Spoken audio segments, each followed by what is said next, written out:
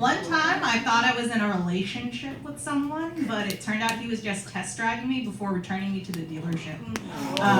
What am I, a 1995 Ford Fiesta? No. I'm a Toyota for obvious reasons. I'm dependable, you racist motherfuckers. Okay. I just test drove that joke on you. Now back to our regularly scheduled programming. Originally, this poem was going to be about boy trouble, but then I realized that I am boy trouble. So I was also originally supposed to be a boy. Frankly, I'd rather be Al than Allison. No one ever spells Al with 2 L's or a Y or a U. Thanks, Canterbury Tales. Side note, my boyfriend put my photo through one of those phone apps that make you look like a boy, and nothing changed. I could have told you that. Alright, anyway, if you're Chinese or if you've ever talked to me before, then you know the cultural concept of leftover woman. A leftover woman is one of those women who never marry. So she could be the CEO of a Fortune 500 company. If she's not married, she will still be looked down on in the community.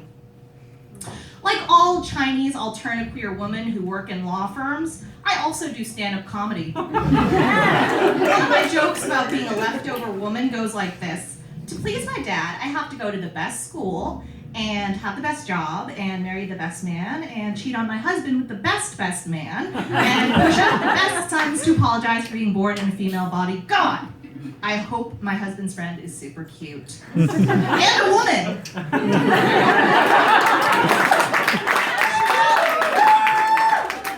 In actuality, I don't know if I'll be able to fulfill all those expectations.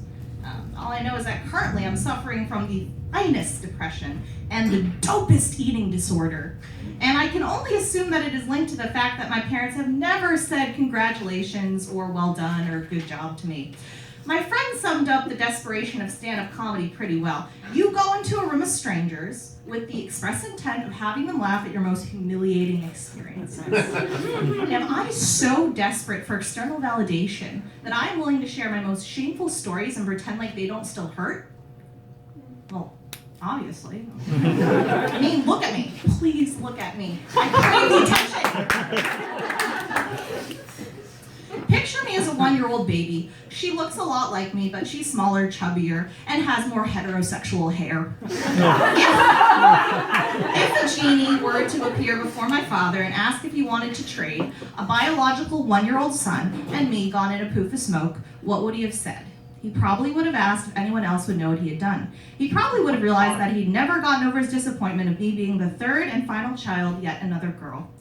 He probably would have reconsidered our year together in the world of me being alive and figured it didn't matter because what individual traits does a 1-year-old exhibit anyway? He would have upgraded 1-year-old me in a second. But let's say the genie didn't appear for a quarter of a century. Would my father still trade me in for a 25-year-old son, a random backstory planted in his memory of the boy and nothing but the trace of me left in his mind? It's Russian roulette with the boy. He could be a crackhead or a doctor or a crackhead doctor. But he knows I'm going to Harvard in the fall. The issue is I still don't know if he'd choose me over the boy. But I am going to Harvard in the fall just in case. Thank you. Yeah.